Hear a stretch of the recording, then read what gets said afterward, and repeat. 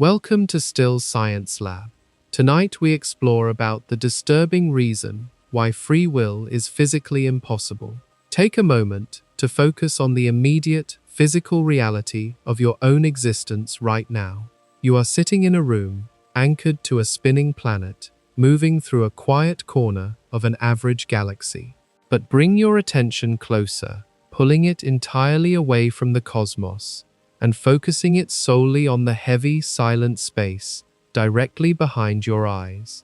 Within that space, there is a profound, unshakable sensation that you are in charge.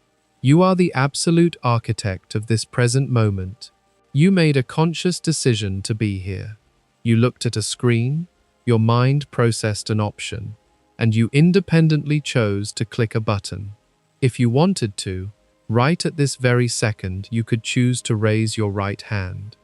You could choose to pause this audio, stand up, and walk away to brew a cup of black coffee. You could choose to do absolutely nothing at all.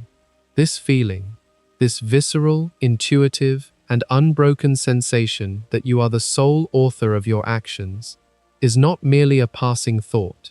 It is the absolute bedrock of the human experience. It is the invisible gravity that holds the entire architecture of your identity together. We navigate our entire lives, operating on the deep-seated assumption that there is a definitive, independent you inside your skull. We feel as though we are a distinct, autonomous entity sitting in the driver's seat of a biological machine, looking out through the windshield of our eyes and actively steering our bodies through the chaotic landscape of time. This feeling of absolute authorship is so powerful and so intimately woven into our consciousness that we have built the entire structure of human civilization upon it. Our concepts of justice and morality completely depend on the idea that a human being could have chosen to act differently. When we lock someone in a prison cell, we do so because we believe they authored their crime. When you accomplish something magnificent, a deep, warming sense of pride washes over you because you believe you authored that success. When you make a terrible mistake, you are haunted in the quiet hours of the night by the agonizing weight of regret, tortured by the belief that if you could just rewind the clock, you would have made a different choice. But science is inherently ruthless when it comes to human intuition. The history of human discovery is a long, brutal narrative of the universe dethroning our most cherished and deeply held beliefs. We once intuitively felt, with absolute certainty, that the Earth was flat and completely stationary, a fixed stage around which the entire cosmos revolved. We once intuitively felt that human beings were fundamentally separate from the animal kingdom, magically placed at the center of creation. One by one, the cold, unforgiving light of objective observation has shattered those illusions, forcing us to accept a reality that is vastly larger, deeply indifferent, and far stranger than our primate brains initially wanted to believe. Now we are turning that exact same unforgiving lens of physics inward. We are pointing the most rigorous scientific principles we have ever discovered directly at the very concept of the self. And the data we are getting back is painting a picture of reality that is deeply unsettling. The physical universe operates on a strict, unbreakable set of rules. At the macroscopic level, the most fundamental and inescapable of these rules is the law of causality. It is the simple, unyielding dictate that every effect must have a cause. Nothing happens in a vacuum. A physical object cannot change its state. A particle cannot move, and an energy field cannot fluctuate without a prior physical event forcing it to do so. This is the rigid machinery of cause and effect. We accept this law without question when we look at the natural world. When a hurricane forms over the ocean, we do not believe it chose to form. We know it is the inevitable mathematical result of atmospheric pressure, ocean temperature, and the rotation of the Earth. When a star detonates in a blinding supernova, we do not believe it decided to die. We know it is the forced consequence of its core running out of nuclear fuel and succumbing to the crushing weight of its own gravity. Yet, when we look at ourselves, we desperately try to draw a line in the sand. We want to believe that the human mind somehow exists outside of this physical machinery.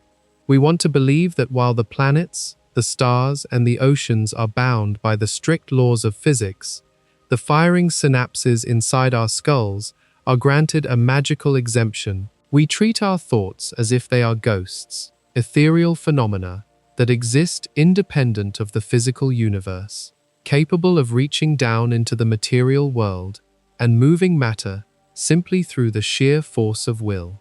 But you are not a ghost haunting a biological shell. You are the shell. Let us break down the anatomy of a single, simple choice. Imagine you decide, entirely of your own free will, to raise your arm. In the macroscopic theater of your conscious mind, it feels like a spontaneous act of pure freedom. You wanted to do it, so you did it. But let us freeze time and look closely at the microscopic reality of what just happened. The physical movement of your arm required the brutal, mechanical contraction of millions of muscle fibers. That contraction did not happen by magic. It was triggered by a rapid cascade of electrical signals, known as action potentials, traveling at high speeds down the motor neurons from your spinal cord. Those signals originated in the motor cortex of your physical brain. And what triggered the motor cortex? A sprawling, immensely complex chemical storm. To generate that electrical impulse, voltage-gated channels on the surface of your brain cells had to physically open, allowing a sudden, rushing tide of sodium and potassium ions to flood across the cellular membrane. Neurotransmitters, complex physical molecules forged from the food you ate, had to be released from vesicles, floating across the microscopic synaptic gaps to bind with perfectly shaped receptors on the neighboring neurons. Your decision to raise your arm was not an ethereal, spiritual event. It was a chemical reaction. It was a purely mechanical, biological process, governed entirely by the laws of thermodynamics, electromagnetism, and fluid dynamics. Because your brain is made of physical matter, it is strictly and entirely bound by the physical laws of the universe. And this is where the chilling reality of causality begins to close in around us. If the physical movement of your arm was caused by a chemical reaction in your brain, we must ask, what caused that specific chemical reaction? It did not spontaneously generate out of nothingness. The state of your brain at the exact moment you decided to raise your arm was the forced, inevitable result of the state of your brain in the preceding microsecond. Perhaps the chemical cascade was triggered by a passing thought, a memory bubbling up from your hippocampus. But that memory is also a physical structure, a network of strengthened synaptic connections. Perhaps the decision was influenced by the current level of glucose in your bloodstream, the balance of hormones like dopamine and serotonin bathing your neural pathways, or the subtle environmental stimuli filtering in through your eyes and ears. Every single one of these factors is a physical state, and every single one of those states was caused by a prior physical state. You decided to raise your arm because of the exact, specific arrangement of atoms in your brain at that moment. And that arrangement was dictated by the environment you were sitting in, the breakfast you ate, the genetic code you inherited from your parents, and the entirely unique, cumulative history of every experience you have ever had since the moment you were born. You did not choose your genetics. You did not choose the precise architectural wiring of your brain during its critical developmental years. You do not choose the neurochemical fluctuations that dictate your mood, your focus, or your desires. You are a biological machine operating on wetware, processing inputs from your environment, and generating outputs based on a staggering complex, but ultimately physical, algorithm. If we accept this, if we acknowledge that every choice is the result of a chemical state, and every chemical state is the result of a prior physical cause, then we are forced to pull this thread all the way back. The chain of causality does not stop at the day of your birth. It extends backward, deep into the dark expanse of cosmic time. The genetic blueprint that built your brain is the result of millions of years of brutal evolutionary pressures, an unbroken chain of biological ancestors struggling to survive on a hostile, spinning rock. The environment that shaped those ancestors, the shifting tectonic plates, the rising and falling of ancient oceans, and the precise chemical composition of the Earth's atmosphere were all dictated by the violent geological history of our planet. The Earth itself did not choose to exist. It condensed from a swirling, chaotic disk of interstellar gas and dust, pulled together by the blind, unfeeling force of gravity. The heavy elements that make up the physical structure of your brain, the iron carrying oxygen through your blood, the calcium fortifying your bones, the carbon forming the backbone of your DNA, were not created here. They were forged in the crushing, unimaginable heat of ancient stellar cores. Billions of years ago, massive stars burned through their nuclear fuel, collapsed under their own terrifying weight, and detonated in blinding supernovae, violently scattering those elements across the freezing void of deep space. The exact trajectory of every single one of those atoms, drifting through the vacuum for eons before eventually coalescing to form you, was completely bound by the rigid laws of physics. Like a cosmic, infinitely complex game of billiards, every single particle interaction, every transfer of energy, and every gravitational pull has been playing out in a continuous, unbroken chain of cause and effect. And the opening break of this cosmic game, the single event that set all the dominoes into motion, occurred 14 billion years ago in the blinding, infinitely dense fire of the Big Bang. This is the profound, terrifying weight of determinism. You are not a passenger sitting completely outside the universe, looking in and freely deciding how to interact with it. You are made of the universe. You are a localized, highly complex arrangement of ancient stardust, temporarily bound together in a shape that calls itself human. You are a natural extension of the cosmos, just as much a physical phenomenon as a bursting star, a crashing wave, or an orbiting moon. If the entire universe is a sprawling, infinite engine of falling dominoes, stretching back 13.8 billion years, you are just a specific, highly intricate cluster of dominoes, falling exactly as you were struck. Tonight, we are putting this ultimate illusion on trial. We are going to examine the evidence, stripping away the comforting blanket of human intuition to stare directly into the mechanical heart of reality. We will walk through the cold, rigid clockwork of classical mechanics, where the universe is viewed as a flawless, predictable engine, and the future is nothing more than a mathematical inevitability already locked in place.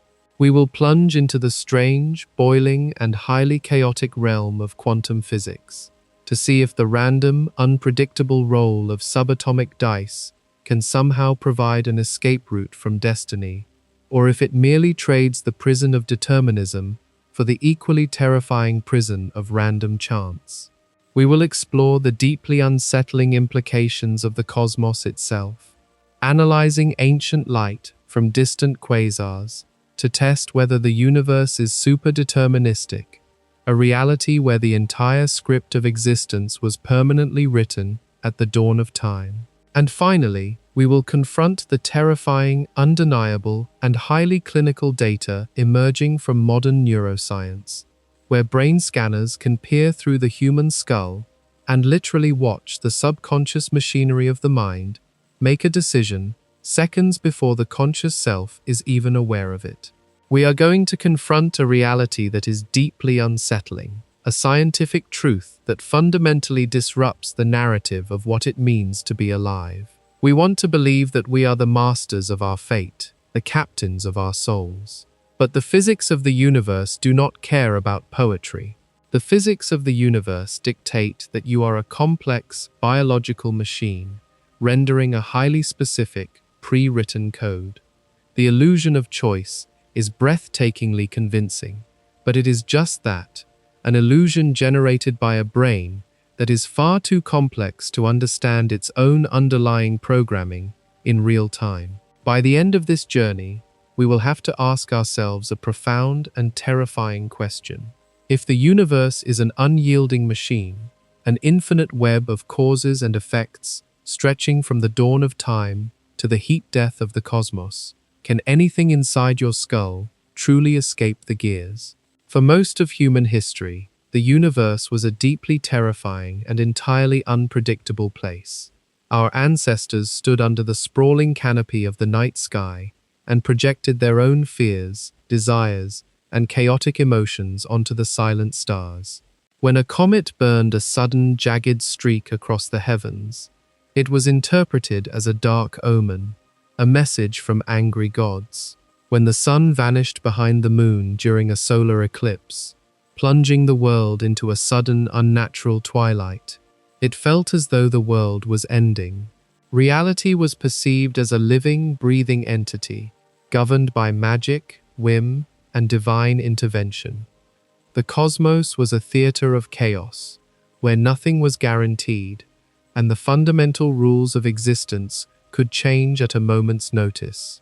Then, in the late 17th century, a solitary man sitting in a quiet room in England fundamentally shattered that illusion. Isaac Newton did not just write a book on mathematics, he initiated the most profound intellectual revolution in the history of our species. Before Newton, the earth and the heavens were considered two completely separate realms, operating under entirely different rules. Things fell to the ground because they belonged to the dirt, while the planets drifted through the sky because they were composed of divine, ethereal matter. But Newton looked at the world and saw an underlying invisible architecture that bound everything together. He realized that the exact same unseen force pulling a falling apple to the grass was the exact same invisible tether holding the moon in its orbit around the earth. With a single stroke of unparalleled genius, Newton united the cosmos. He stripped away the magic, the mysticism, and the angry gods, replacing them with cold, hard geometry. He revealed that the universe is not a capricious beast. It is a machine, and not just any machine, but a flawless, rigid, and entirely unforgiving clockwork engine. Every single object in existence, from the smallest grain of sand resting on the ocean floor to the largest, burning star drifting through the cosmic void, obeys the exact same strict mathematical laws. They are bound by the mechanics of motion. An object at rest will stay at rest, and an object in motion will stay in motion, unless acted upon by an outside force. Every action has an equal and opposite reaction. These were not just observations, they were the unbreakable dictates of a newly discovered reality. In a clockwork universe, everything is a matter of cause and effect. One gear turns, and its teeth perfectly engage with the next gear, forcing it to rotate, which in turn drives a third. There is no room for spontaneity. There is no room for magic. If you know the size of the gears, the speed at which the first one is turning, and the exact physical arrangement of the machinery, you can perfectly calculate exactly what the very last gear will do. The universe was suddenly understood to be a staggering, infinitely complex version of this exact mechanism. The planets orbiting the sun were no longer mysterious celestial wanderers. They were massive, heavy gears locked into a gravitational track, grinding forward with absolute, terrifying predictability. Armed with Newton's equations, astronomers could suddenly look up at the sky and calculate the exact moment a solar eclipse would happen centuries in the future. They could track the invisible, elliptical path of a comet and predict exactly when it would return to grace the night sky. stripping the cosmos of its terrifying unpredictability. This was the dawn of deterministic physics. It was a beautiful, empowering moment for humanity, granting us a sense of mastery over the natural world. But as the implications of Newton's Clockwork Universe began to settle, a dark, philosophical shadow began to stretch across the scientific community. If the universe is a flawless machine, operating entirely on strict cause and effect, where does that leave us? A little over a century after Newton, a brilliant French mathematician and astronomer named Pierre-Simon Laplace looked at this clockwork paradigm and pushed its logic to the absolute, terrifying extreme. Laplace understood that if the universe is entirely governed by deterministic laws, then everything that happens is just the unavoidable consequence of whatever happened immediately before it. And if that is true, then the entire concept of uncertainty is just an illusion born of our own ignorance. We only think the future is uncertain because our brains are too small and too slow to do the math. To illustrate this horrifying truth, Laplace proposed a thought experiment that remains one of the most famous and chilling concepts in the history of science. He imagined an intellect of supreme, godlike computational power. Today, we refer to this hypothetical entity simply as Laplace's demon. Imagine, for a moment, that this demon exists. It does not exist outside the universe, but rather, it possesses a vantage point that allows it to perceive every single microscopic detail of physical reality all at once. The demon pauses time. In that frozen, silent instant, the demon looks at the entire cosmos. It knows the precise location of every single atom in existence. It knows exactly how fast every particle is moving, and in what exact direction. It knows the exact mass of every star, the precise gravitational pull of every black hole, the exact state of every photon of light racing across the vacuum, and the specific chemical composition of every single drop of water in every ocean on every planet. It possesses a complete, flawless snapshot of the entire physical state of the universe at one specific, frozen moment in time. But the demon does not just have perfect vision, it has perfect understanding. It possesses a flawless comprehension of every single force in nature. It knows the laws of gravity, electromagnetism, and the mechanics of motion down to their most fundamental, unbreakable core. Because the universe is a clockwork machine, and because the demon knows exactly where every single gear is, and exactly how fast it is turning, the demon can do something that shatters the very concept of time. It can calculate the future. It can simply apply the rigid mathematical laws of physics to its perfect snapshot of reality, and hit play. It watches the atoms collide, the planets turn, and the galaxies drift, tracking every single microscopic interaction with infinite precision. To this supreme intelligence, the future is not a hazy, shifting fog of possibilities. The future is a crystal clear, mathematical certainty. The demon can look 1,000 years ahead and tell you exactly which atoms will form a cloud on a distant, unnamed world. It can look 1,000,000 years ahead and predict the exact trajectory of a single grain of dust as it is blown across a dead landscape. It can calculate the exact moment a star will burn through its final atom of hydrogen and collapse into the dark. And because the laws of physics work the exact same way in reverse, the demon can also run the clockwork backward. It can take that perfect snapshot of the present moment and calculate exactly how every single atom arrived at its current position. It can perfectly reconstruct the entire, unbroken history of the cosmos, tracing every single cause and effect, all the way back to the blinding fire of the original creation. To Laplace's demon, time is an illusion. The past, the present, and the future are all laid out simultaneously, a single, vast, unchangeable tapestry of mathematical inevitability. The veil of time is completely lifted, and reality is revealed to be nothing more than a giant, solving equation. This thought experiment is not just a clever mathematical trick, it is a profound existential threat. Because when you accept the premise of Laplace's demon, when you accept that the universe is a deterministic clockwork engine, you must eventually confront the single most uncomfortable truth in classical physics. You are part of the clockwork. You are not standing outside the machine, watching the gears turn. You are made of the gears. The human body, with all its staggering biological complexity, is still just a collection of atoms. Your heart beats, your lungs expand, and the blood rushes through your veins because of physical, chemical interactions. The neurons in your brain, the firing synapses that generate your thoughts, your memories, and your emotions, are all constructed of physical matter.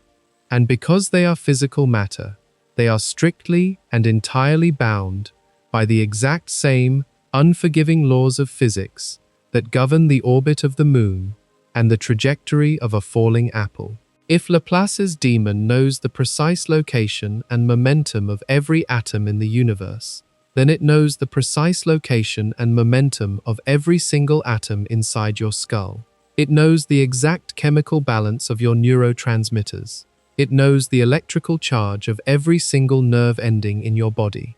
It knows the exact environmental stimuli that will hit your retinas and vibrate your eardrums tomorrow, the next day, and 10 years from now. Under the harsh, unblinking gaze of classical physics, the future of the human race and your specific, individual future is just a mathematical inevitability. If the universe is a clock, and you are made of gears within that clock, then every single decision you will ever make has already been calculated by the initial conditions of the cosmos. This means that your entire life was locked in long before you were even born. The exact moment you took your first step as a child was the unavoidable result of a chain of physical causes stretching back billions of years. The people you have fallen in love with, the careers you have chosen, the sudden bursts of inspiration you felt you authored, and the darkest, most agonizing failures that have kept you awake at night. None of them could have happened any other way. If you were to rewind the universe back to the exact moment of the Big Bang and let it play out again under the exact same initial conditions, everything would happen exactly the same way.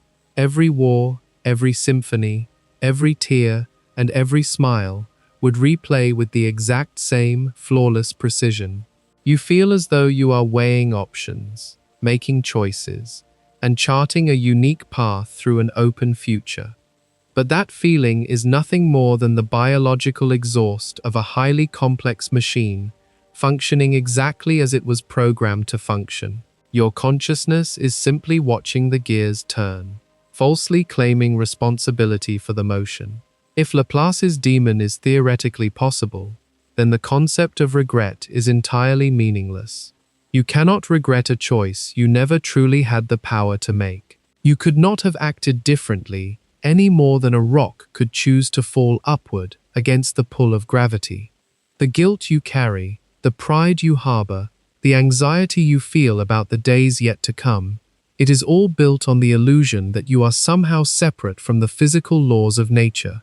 There is a cold, terrifying beauty in this perspective.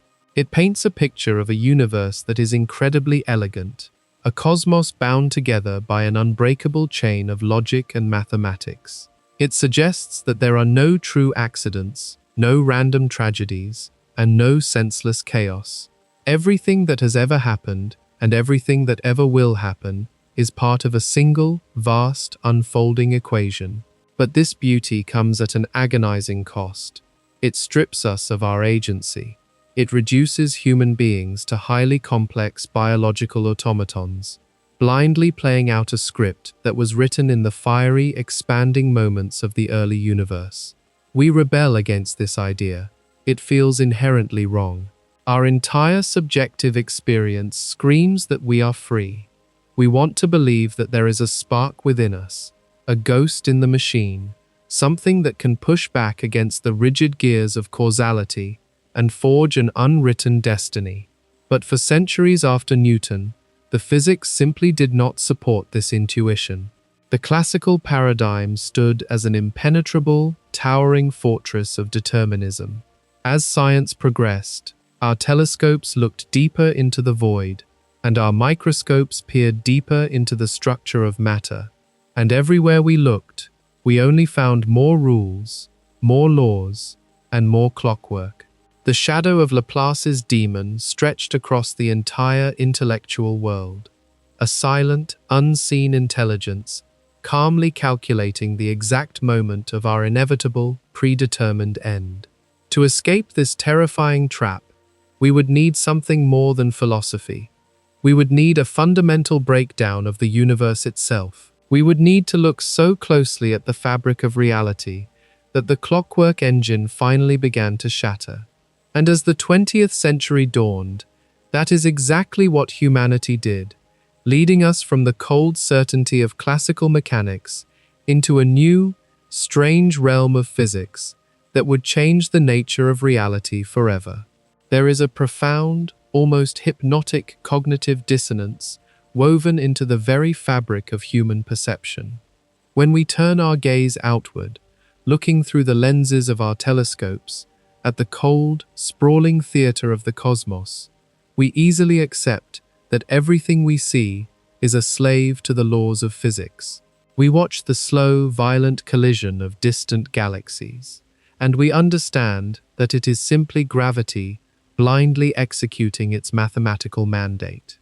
We track the arc of a comet falling toward the sun, and we know that its trajectory is entirely bound by the relentless mechanics of momentum and mass. We observe a dying star collapsing under its own weight, triggering a supernova that outshines a billion suns, and we never once assume that the star made a choice.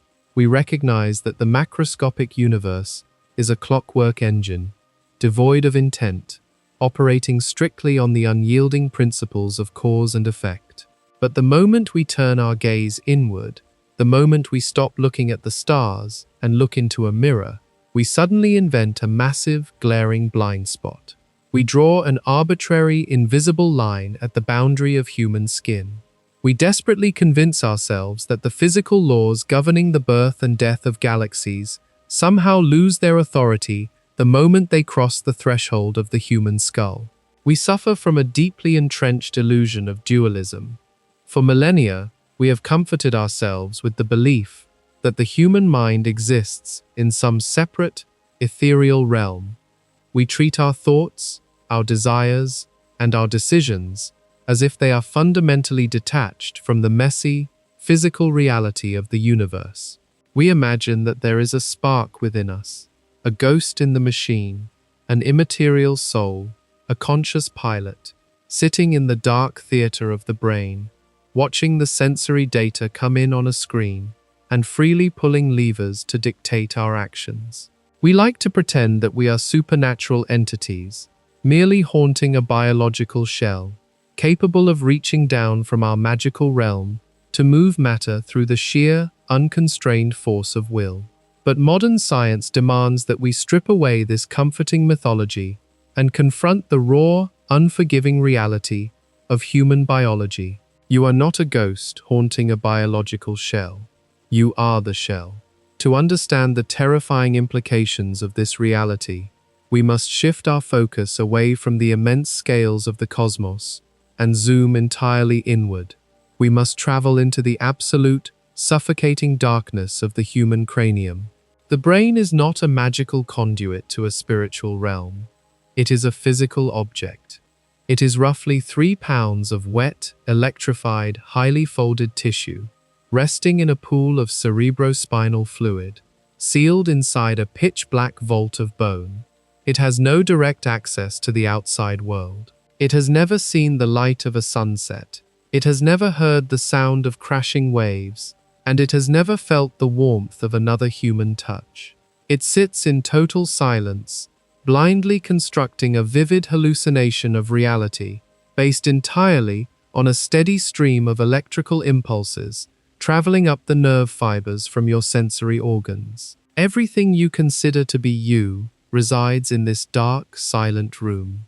Your deepest childhood memories, your greatest fears, your capacity for abstract mathematics, and your profound capacity for love are all physically encoded in this biological machinery. And because it is machinery, it operates precisely like a computer.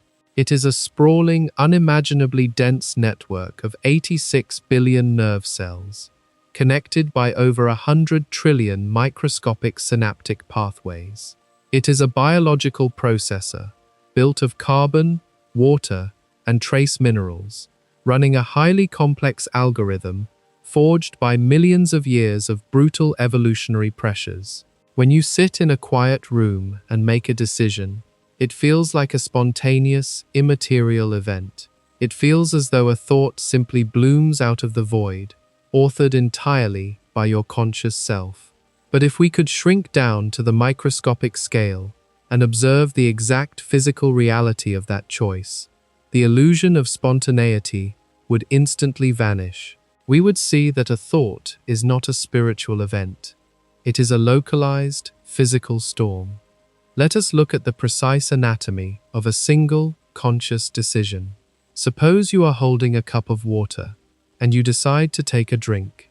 In the microscopic landscape of your brain, that decision begins as an electrical impulse, an action potential, traveling down the long, branching arms of a neuron. But this electrical signal is not magic. It is raw chemistry. It is driven by the physical movement of ions. Microscopic, voltage-gated channels on the surface of the nerve cell forcefully open, allowing a sudden, rushing tide of positively charged sodium ions to flood across the cellular membrane, while potassium ions are pushed out. This exchange of charged particles alters the local voltage of the cell, propelling the electrical spike forward like a burning fuse. When this electrical charge reaches the end of the nerve fiber, it encounters a microscopic chasm known as the synaptic cleft. The electrical spark cannot jump across this gap. Instead, it triggers a purely mechanical sequence. The voltage forces tiny biological bubbles, called vesicles, to fuse with the cell wall. These vesicles burst open, spilling thousands of complex chemical molecules, neurotransmitters, into the fluid-filled space. These molecules, physical structures with specific three-dimensional geometries, drift across the gap and crash into the neighboring neuron. They act as physical keys, sliding perfectly into corresponding chemical locks on the receiving cell's surface. If enough keys turn the locks, the next cell fires, and the electrical storm continues to spread through the neural forest. This is what a decision actually is. It is sodium and potassium flowing across a membrane. It is dopamine, serotonin, and glutamate binding to receptors. It is a sprawling, violently complex biological Rube Goldberg machine. Every emotion you feel, every memory you recall, and every choice you make is the direct, inescapable result of these microscopic physical events. When you feel a sudden surge of anger, you are experiencing a localized flood of cortisol and adrenaline, altering the electrical thresholds of your amygdala. When you feel a profound sense of connection to another human being, you are experiencing the physical binding of oxytocin to receptor sites in your mammalian brain. The beauty of this biological machinery is staggering, but it harbors a deeply uncomfortable truth. Chemistry is nothing more than applied physics, and biology is nothing more than applied chemistry. Therefore, your biology, your brain, and your mind are entirely and strictly bound by the fundamental laws of physics. This brings us to the ultimate trap of material reality. If the brain is made of physical matter, it cannot possess a magical exemption from causality. It cannot break the rules of the universe. In the cold, objective framework of physics, matter can only react to the forces acting upon it. An atom of carbon sitting in the cerebral cortex of your brain is not granted special privileges simply because it is part of a thinking machine. It must obey the exact same thermodynamic and electromagnetic laws as an atom of carbon drifting in the lifeless vacuum of interstellar space. Because of this, the state of your brain at this exact fleeting second is the forced mathematical output of its state in the previous microsecond. The electrical storm cascading through your neural networks right now was triggered by the chemical state of your synapses a moment ago, and that chemical state was determined by the sensory inputs bombarding your nervous system, combined with the structural wiring of your brain, which was shaped by your genetics and your entire cumulative history of past experiences. Think about the sheer, suffocating rigidity of this biological determinism. For you to possess true free will, for you to be the ultimate uncaused author of your actions, you would have to possess a terrifying supernatural power. You would have to be able to pause the physical universe, reach into the dark, silent chamber of your skull, and physically alter the chemical state of your brain, using a force that does not exist in the physical world. You would have to force voltage-gated ion channels to open against the laws of electromagnetism. You would have to force neurotransmitters to bind to receptors against the laws of chemistry. You would have to generate an electrical impulse out of absolute nothingness. But the universe does not allow for miracles. The physical world is a closed system. Every action requires a prior physical cause, and the chain of causality is completely unbroken. You cannot think a thought before you think it, and the thought you do think is the inevitable product of the physical state of your brain, in the millisecond before the thought arrived in your conscious awareness. We often try to escape this trap by pointing to the sheer complexity of the human brain. We argue that because the neural network is so vastly complicated, with its trillions of synaptic connections and chaotic feedback loops, it must somehow generate a pocket of true freedom. We believe that complexity breeds agency, but this is a fundamental misunderstanding of physics. Complexity does not break the laws of cause and effect, it merely obscures them. Imagine a massive, sprawling line of 1 trillion dominoes, arranged in a beautifully intricate pattern that spans an entire continent. If you knock the first domino over, the resulting cascade will be chaotic, unpredictable to the human eye, and staggeringly complex. The pattern of falling pieces will branch out, loop back on itself, and create a wave of motion that defies easy calculation. But at no point in that sprawling, continent-sized reaction does a single domino choose to fall. At no point does the complexity of the pattern grant the individual pieces the freedom to defy gravity or ignore the physical impact of the domino preceding them. Your brain is the most complex arrangement of matter in the known universe. But it is still just an arrangement of matter. It is a biological cascade of 100 billion dominoes falling in the dark. The fact that the chain reaction is too complex for our conscious minds to track does not mean the chain reaction is free. It simply means we are blind to the gears of our own machinery.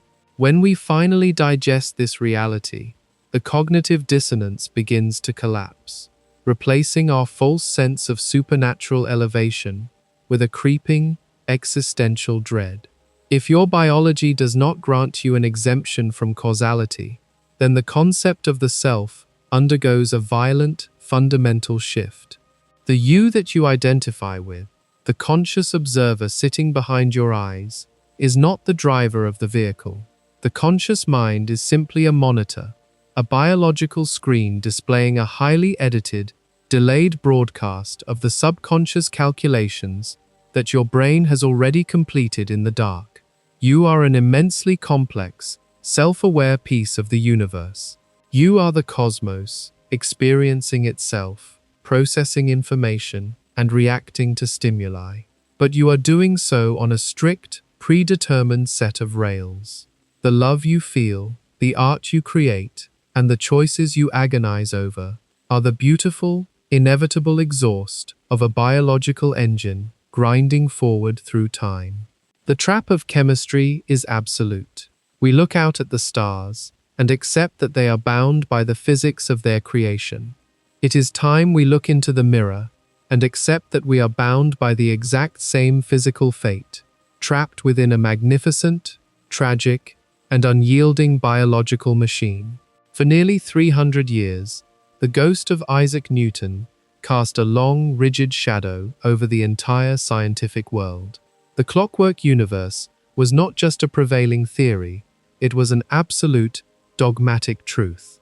Physicists looked at the sprawling architecture of the cosmos and saw a flawless, predictable engine, a magnificent machine where every single event was inextricably bound to the event that preceded it. The orbit of the planets, the falling of autumn leaves, the electrical firing of the human nervous system, everything was believed to be locked into an unbroken chain of cause and effect. It was a universe where the future was already written in the mathematical initial conditions of the past. But as the 20th century dawned, the fortress of classical mechanics began to show terrifying, inexplicable cracks. Humanity had finally developed the technological capability to look beyond the macroscopic world, peering past the cellular structure of biology, past the molecular chains of chemistry, and down into the fundamental, foundational basement of physical reality. We looked into the subatomic world, and what we found there completely and violently overthrew everything we thought we knew about the nature of existence. The subatomic realm is not a microscopic mirror of the macroscopic universe. It is not a tiny, predictable solar system of solid particles orbiting one another in neat, calculable rings. When physicists finally stripped away the veil of the macroscopic world, they did not find smaller gears driving the great cosmic clock. They found a landscape of profound, inescapable madness. They discovered the realm of quantum mechanics. At the quantum level, the unyielding rules of cause and effect completely break down. The universe ceases to be a machine and transforms into a chaotic, boiling storm of probabilities. If you were to take a single, fundamental particle, such as an electron, and attempt to measure its exact trajectory, you would immediately confront the ultimate, impenetrable boundary of nature. According to Werner Heisenberg's uncertainty principle, you cannot simultaneously know both the precise location and the precise momentum of a subatomic particle. The universe actively forbids it. This is not a limitation of our human technology.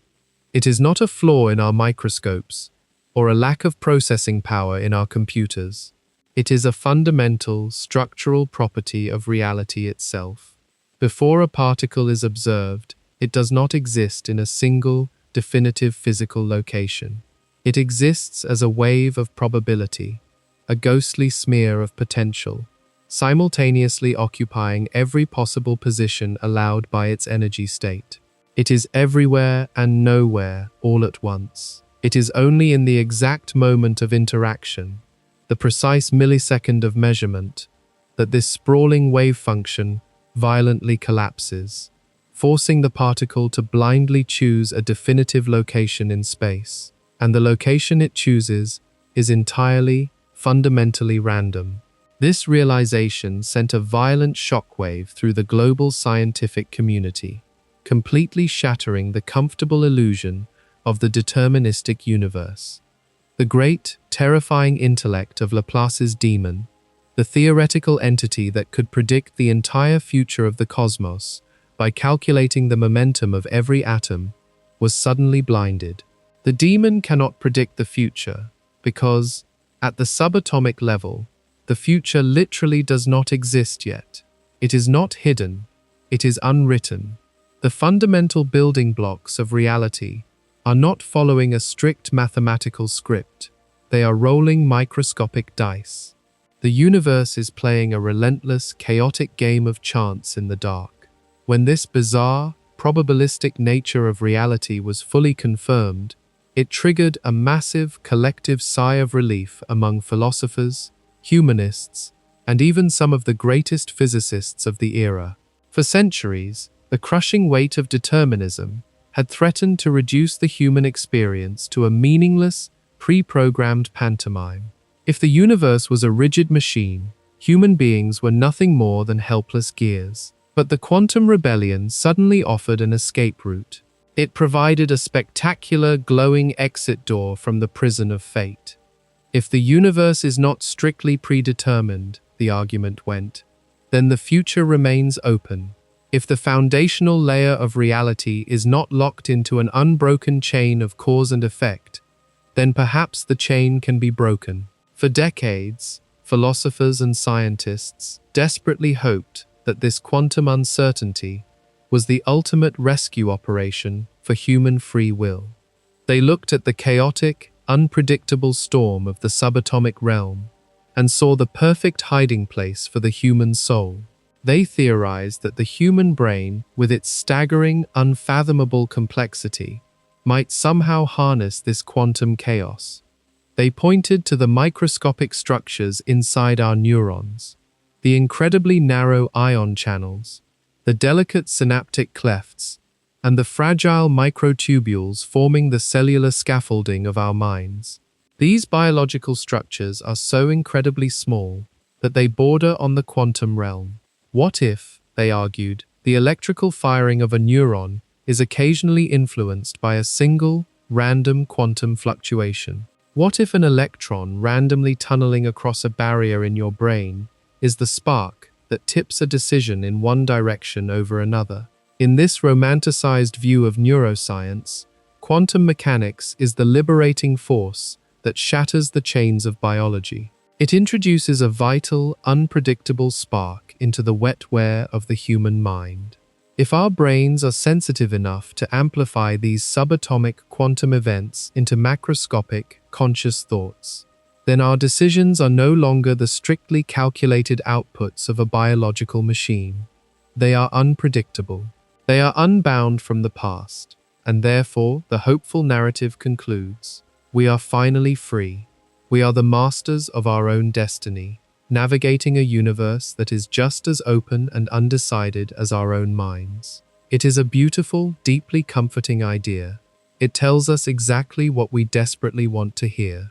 But when you strip away the philosophical wishful thinking and stare directly into the cold, unforgiving logic of what quantum mechanics actually dictates, this hope completely evaporates. It dissolves into a terrifying realization that strikes at the very core of our identity.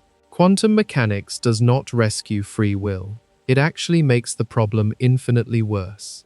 To understand this harsh truth, we must critically examine what we actually mean when we use the word freedom. When you claim to possess free will, you are claiming absolute authorship over your actions. You are claiming that when you make a profound choice, that choice is a deliberate, intentional reflection of your conscious identity.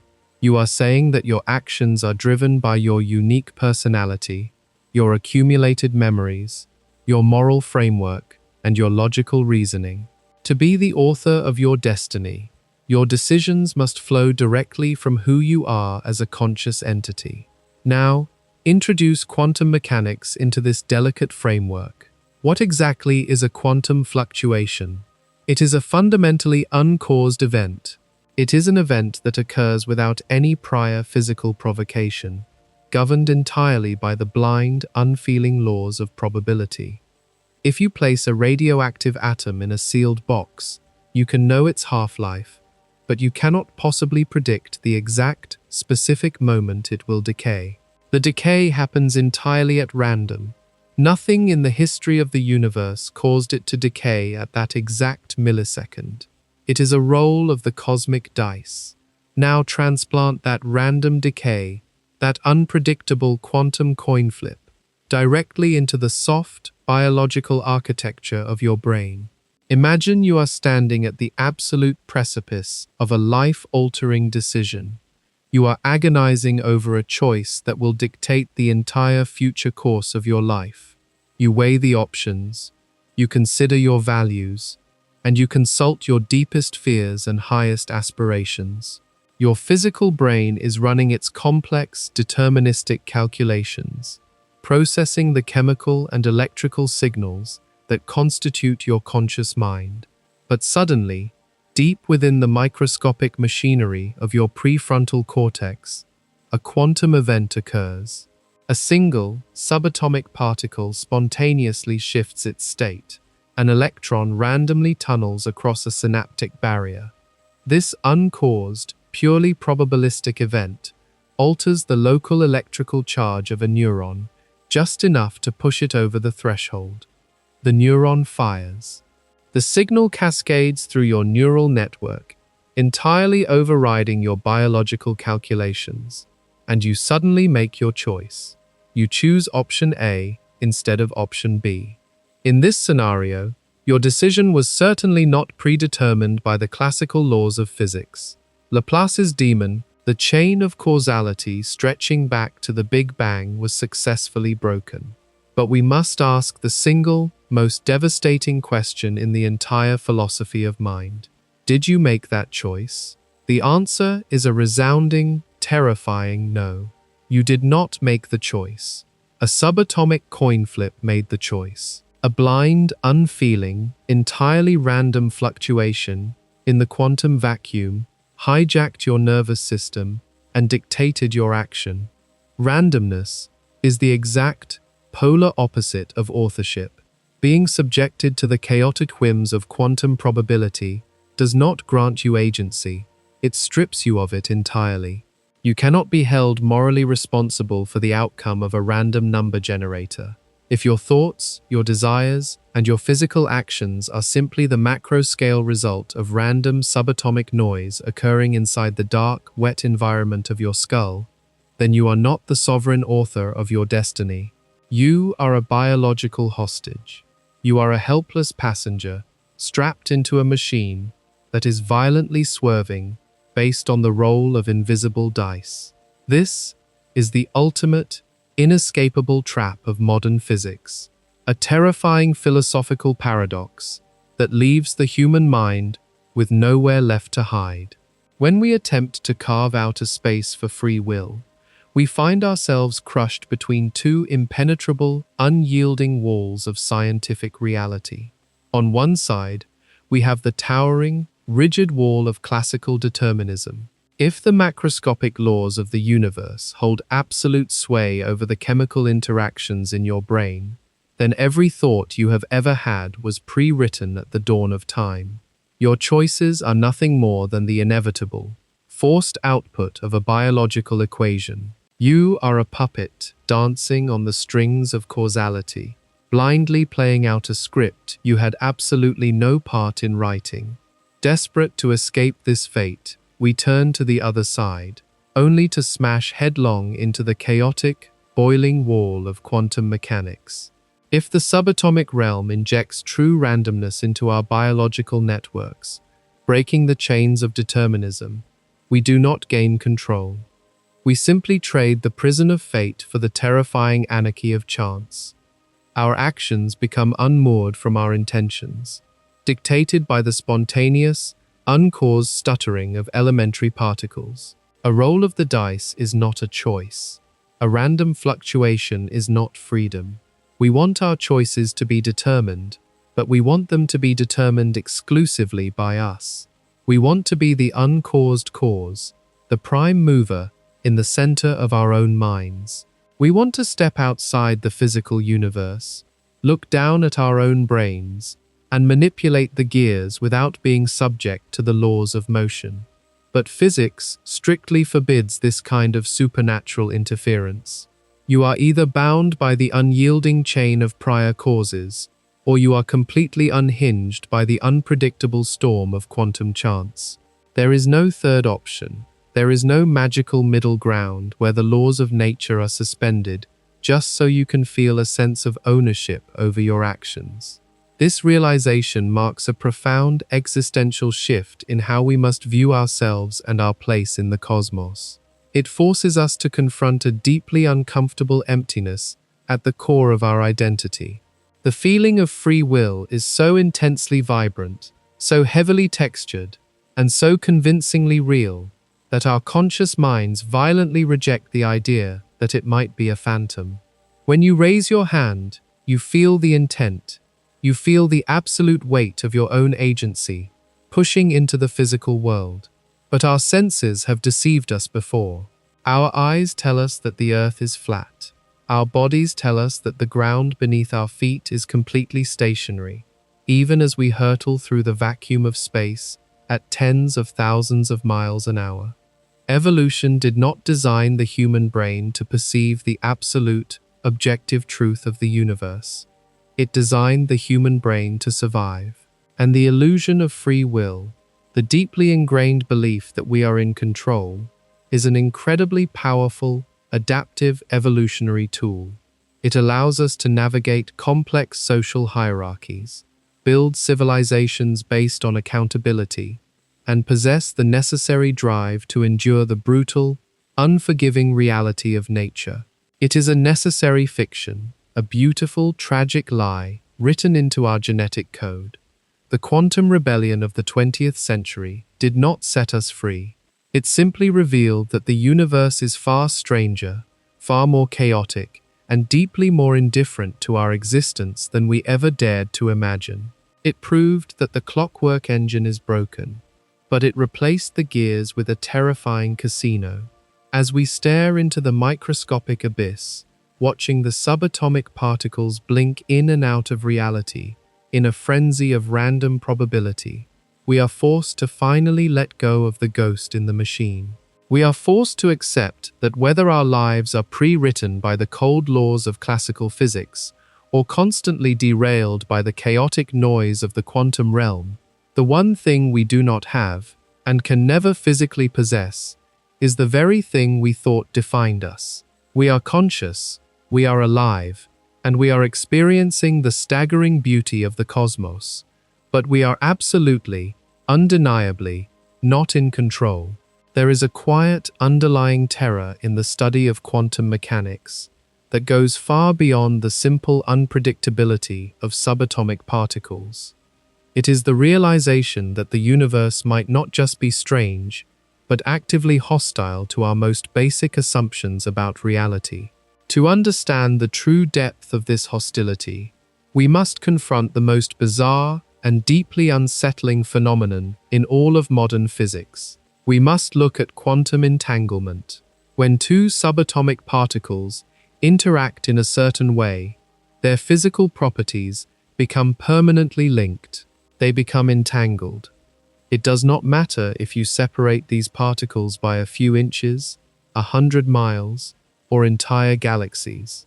The moment you measure the state of one particle, the other particle instantly and immediately snaps into a corresponding state. The reaction is completely instantaneous, seemingly bridging the vast, expanding void of space with zero delay. Albert Einstein despised this concept. He famously derided it as spooky action at a distance, because it blatantly violated his theory of relativity. Nothing, not even information, is allowed to travel faster than the speed of light. To Einstein, the idea that a particle on Earth could instantly communicate with a particle on the other side of the Andromeda galaxy was an absolute physical absurdity. Einstein believed there had to be a rational, deterministic explanation. He argued that the particles were not actually communicating in real time. Instead, he proposed that they were like a pair of gloves, separated into two different boxes. If you open one box and find a left glove, you instantly know the other box contains a right glove. The gloves are not communicating. Their states were predetermined the moment they were packed. In the realm of physics, this idea was known as local hidden variables. Einstein believed the universe was still a clockwork engine, and we simply could not see the hidden gears dictating the behavior of these entangled particles. For decades, the debate between a truly weird, instantaneous quantum connection and a hidden deterministic script raged in the dark corridors of theoretical physics. It seemed like a purely philosophical argument, completely impossible to prove or disprove in a laboratory. But in the 1960s, a brilliant Irish physicist named John Bell achieved something bordering on the miraculous. He figured out a way to force the universe to answer the question. He devised a mathematical theorem, which led to a practical experiment known as the Bell test, capable of determining once and for all if reality was governed by hidden variables, or if the quantum realm was truly communicating faster than light. The architecture of a Bell test is incredibly intricate, but its core principle is deeply reliant on human agency. In this experiment, pairs of entangled particles are fired in opposite directions toward two separate detectors. The researchers operating these detectors must independently and randomly choose which specific property of the particles to measure. They might measure the spin along a vertical axis, or they might measure it along a horizontal axis. By changing the settings of the detectors at the very last possible microsecond, long after the particles have left the source, the researchers can compare the statistical correlations of the measurements. If the correlations exceed a certain strict mathematical limit, Einstein was wrong. The hidden gears do not exist, and quantum entanglement is undeniably, terrifyingly real. When physicists finally built the machines to run these tests, the results were absolute. The universe routinely broke the mathematical limit. Einstein's hidden variables were ruled out. The particles were genuinely interacting in ways that defied space and time. It seemed like a massive victory for the strange, chaotic interpretation of quantum mechanics, a final nail in the coffin of the rigid clockwork universe. But theoretical physics is a discipline of relentless, paranoid scrutiny. As scientists looked closer at the mechanics of the Bell test, they realized there was a microscopic crack in the foundation of the experiment. It was a subtle, philosophical nightmare buried in the methodology, and it became known as the freedom of choice loophole. The entire validity of the Bell test hinges on a single, massive assumption. It assumes that the researchers possess the free will to randomly choose the settings on their detectors. It assumes that the decision to measure a particle vertically or horizontally is completely independent from the particles themselves and the system that created them. But if we have learned anything about the rigid laws of causality, we know that human decisions are not independent. The researcher is a biological machine, made of the exact same atoms, governed by the exact same physical laws, and born from the exact same universe as the entangled particles they are trying to measure. What if the researcher's choice was not free? What if the chemical cascade in the scientist's brain, the electrical impulse that caused their finger to flip a switch and change the detector setting, was physically predetermined by a prior chain of events? If the universe is deeply deterministic, then the state of the entangled particles and the researcher's random choice of how to measure them share a common causal history. They share a past, and if they share a past, then the hidden variables do not need to communicate faster than light. The universe could simply be coordinating the particles and the detector settings simultaneously, faking the spooky action at a distance. If the freedom of choice loophole is open, the Bell test proves absolutely nothing. It is just a rigged game where the universe wrote the rules, dealt the cards, and forced the player's hand. To save quantum mechanics, physicists knew they had to close this loophole. They had to find a way to choose the detector settings using a random number generator that could not possibly share any recent causal history with the experiment on Earth. They needed an outside influence, something so deeply separated by space and time that it could not have been secretly coordinated with the entangled particles in a laboratory. They realized they could not find this independence anywhere on our planet. They could not even find it within our solar system. To guarantee true, uncorrupted randomness, they had to look into the absolute abyss of deep time. They had to look to the ancient light of distant quasars. In a profound and breathtaking achievement of modern science, a team of researchers designed what is now known as the Cosmic Bell test. They took their incredibly sensitive quantum detectors to the high-altitude observatories of the Canary Islands, pointing massive telescopes out into the freezing, expansive dark of the cosmos. Their goal was to use the fluctuating color of light from quasars, supermassive black holes actively devouring galaxies at the edge of the observable universe, to dictate the settings of their quantum experiment. Consider the sheer, staggering scale of what this experiment entails. Billions of years ago, long before the Earth had even formed from the swirling dust of the solar nebula, a supermassive black hole roared in the primordial dark. The violent friction of the gas plunging into its gravity well released a single, blinding photon of light. That photon escaped the crushing gravity and began a lonely, silent journey across the expanding void. It traveled for nearly 8 billion years, crossing the incomprehensible gulf of deep space, passing through the graveyard of dead stars and the birthplaces of new galaxies.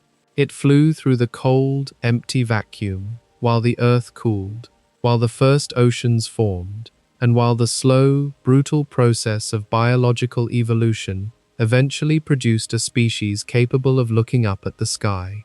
After 8 billion years of silent flight, that specific, ancient photon slammed into the mirror of a telescope on a mountain in the Canary Islands.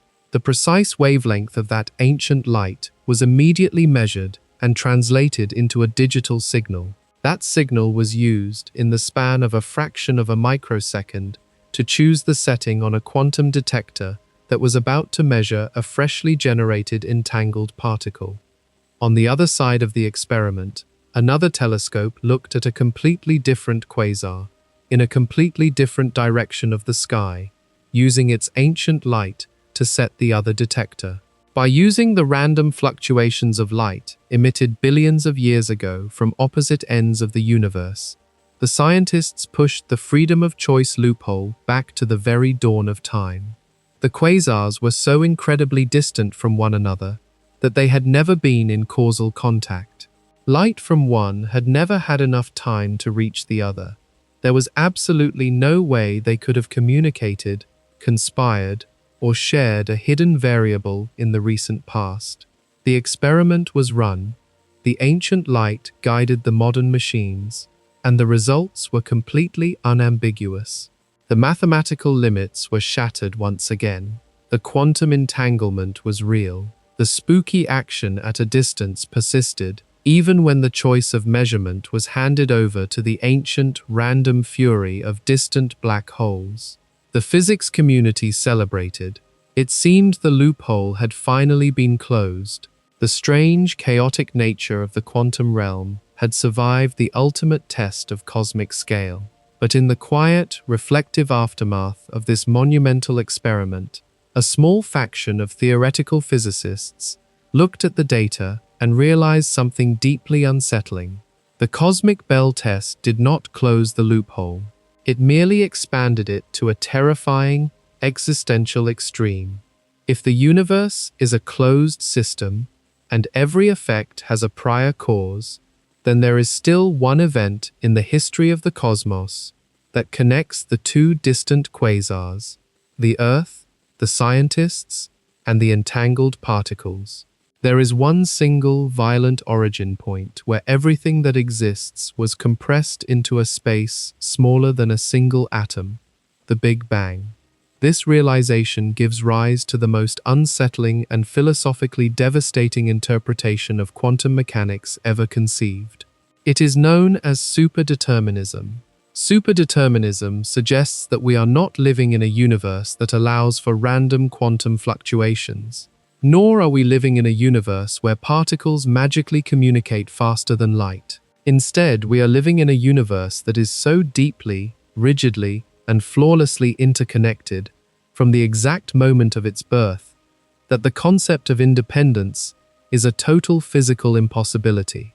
In a superdeterministic universe, every single event is perfectly correlated with every other event because they all share the exact same initial conditions at the beginning of time. Imagine the crushing weight of what this implies. If superdeterminism is true, The ancient quasar emitting a photon 8 billion years ago was not a random event. The specific wavelength of that light was mathematically locked in at the Big Bang. The formation of the Earth, the evolution of humanity, the specific chemical wiring of the scientist's brain who conceived the cosmic bell test, and the exact physical construction of the telescope. Every single one of these variables was perfectly orchestrated by the unyielding laws of physics set in motion 14 billion years ago. When the ancient photon hit the telescope and dictated the setting on the quantum detector, it was not acting as an independent random number generator. It was simply a gear turning in the great cosmic clock. The universe had already arranged the state of the entangled particles in the laboratory to perfectly match the incoming light of the quasar. The entire experiment was an incredibly complex, beautifully choreographed illusion. The universe was playing a solitary game of chess against itself, moving both the black pieces and the white pieces, while we mistakenly believed we were the ones choosing the moves. Physicists despise superdeterminism. It is a deeply unpopular theory because it fundamentally destroys the scientific method. The entire premise of science relies on the ability of an independent observer to set up an experiment, isolate variables, and measure the results. But if the universe is superdeterministic, there is no such thing as an independent observer. The scientist is part of the experiment.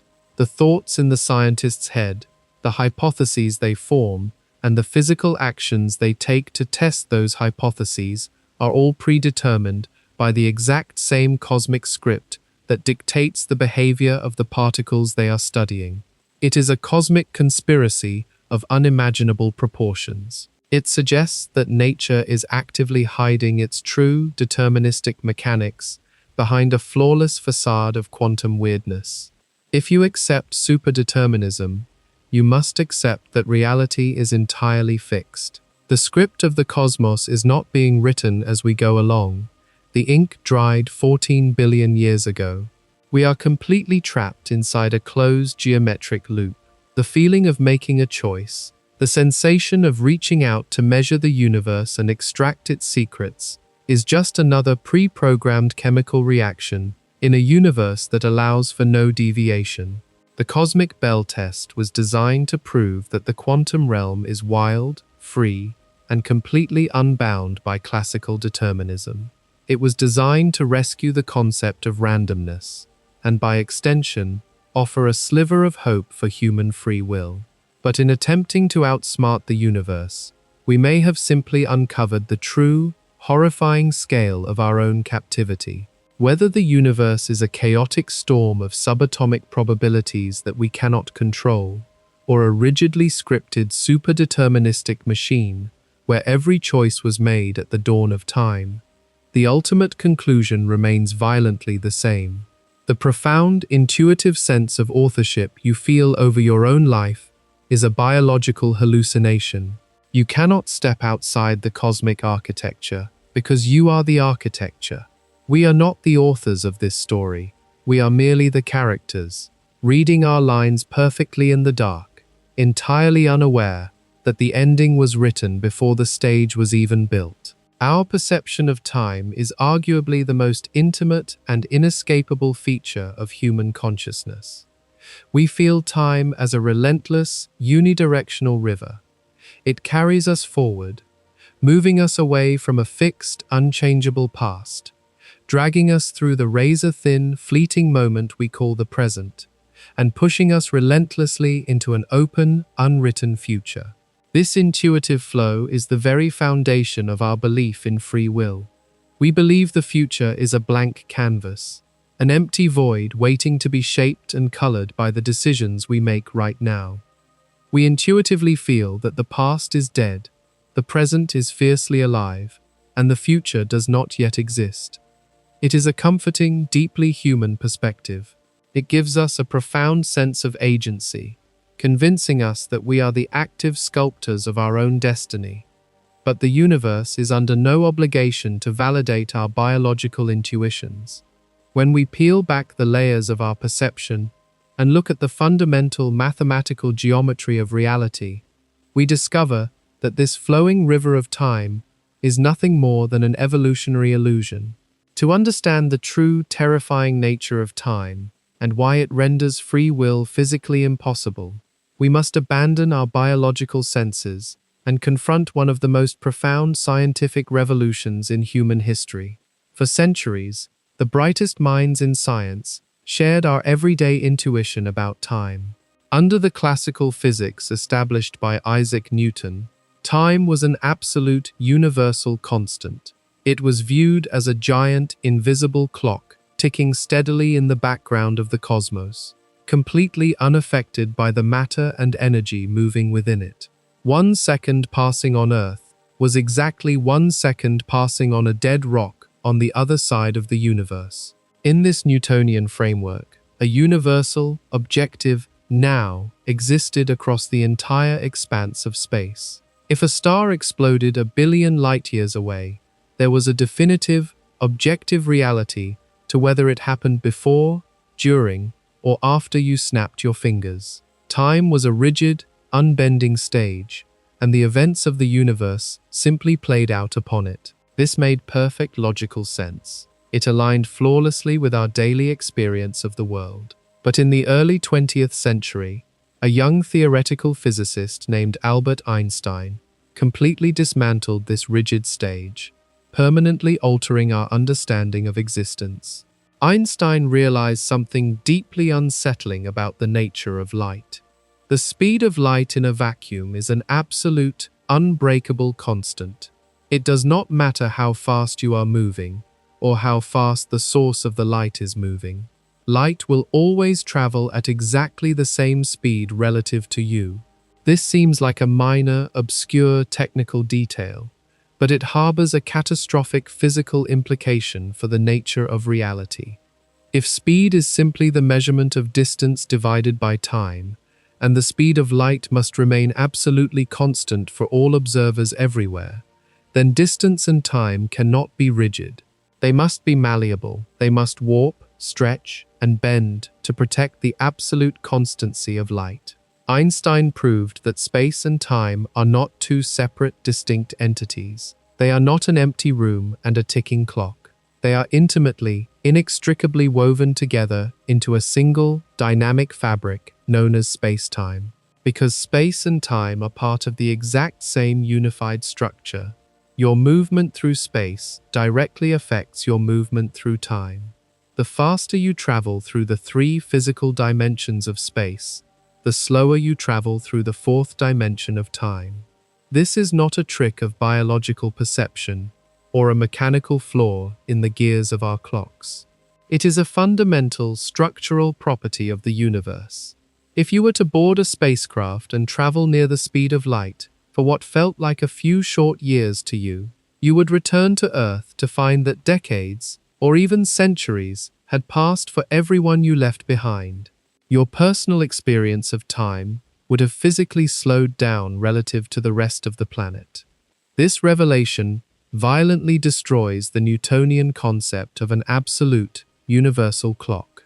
Time is fundamentally relative. It is entirely dependent on the speed and the gravitational environment of the observer.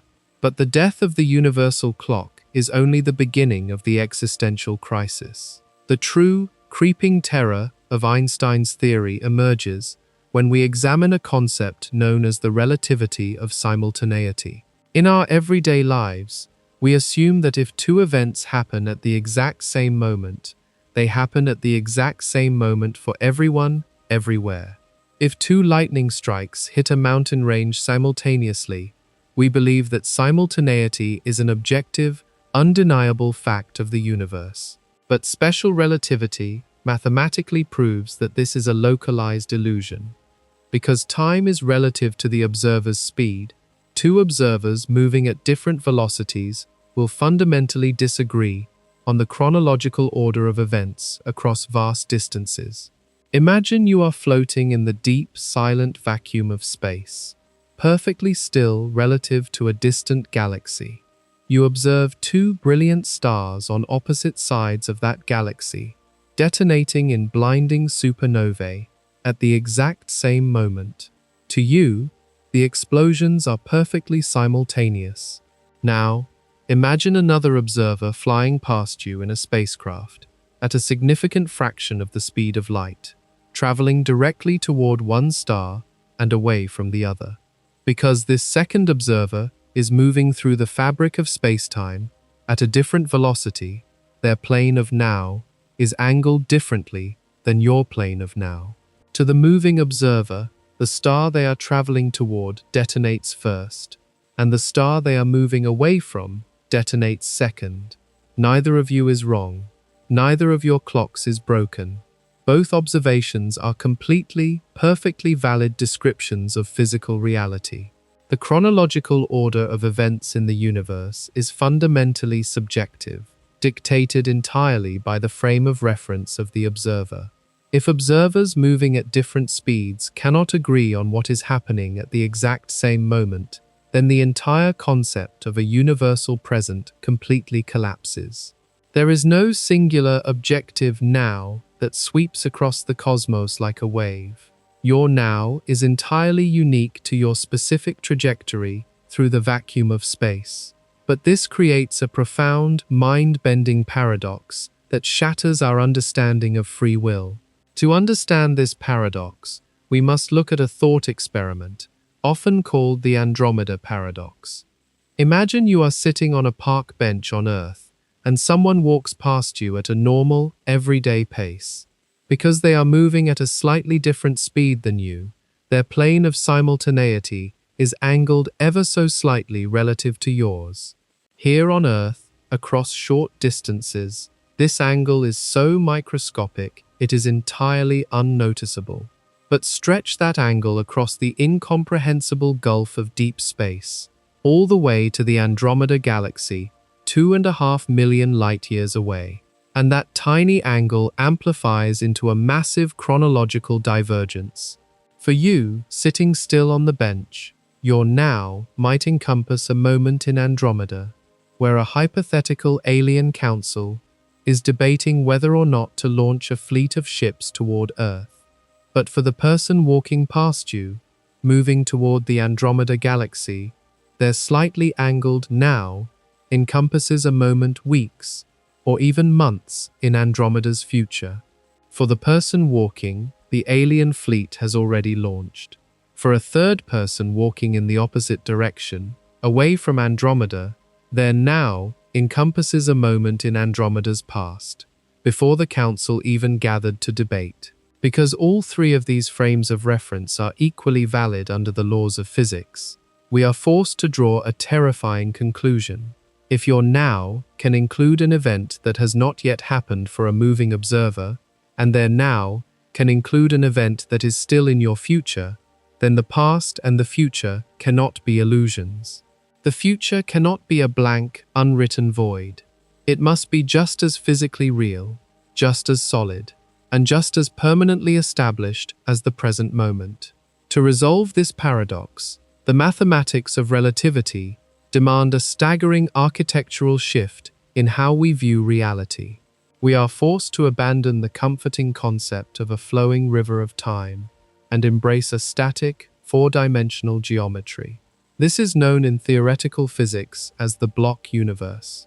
In the block universe, space-time is a singular, solid, unchanging structure. It contains every point in physical space and every single moment in time, all existing simultaneously. Imagine a massive, solid block of clear glass.